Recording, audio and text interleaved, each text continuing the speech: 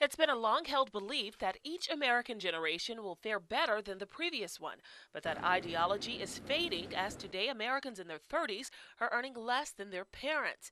Is the American dream slipping out of grasp? Well, that's a good question, and we went in search of an answer. The opportunity is there, but the direction that we're taking in government, I believe, is hindering it. I think it's making it harder for the working class people. Yeah, I believe it's harder. I think job loss is affecting everything now. Everything's so high, the gas prices, gas and milk, it makes it extremely difficult. I don't know, it's just rough right now. It's rough on everyone. The gap between the upper income and the middle class and the lower income has been widening.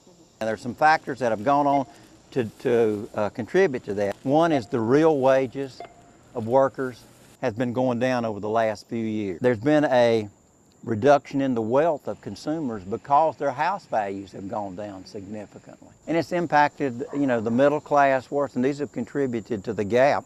But as Dr. Ryan explains, this is nothing we haven't seen before.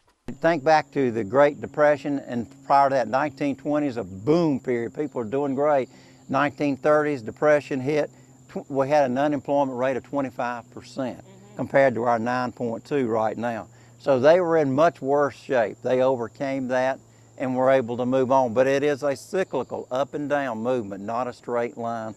Today, individual household debt adds an extra burden, fueled by Americans accustomed to living beyond their means. Consumption drives economic growth in this country. And so we tend to encourage consumption, but we don't want consumption to be, created by people going into debt and debt they cannot pay off. They did that for homes. That's why they lost their homes. They did it on credit cards. So we've got a big part of this on our shoulders. It's not the government that solely got us. People like to blame the government. Well, we've contributed significantly to our problem. And it won't be the government that will solely get us out. Americans will have to start thinking differently about priorities, spending, and saving.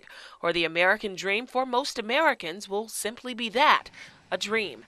In Columbus, Christian Kirk, WCBI.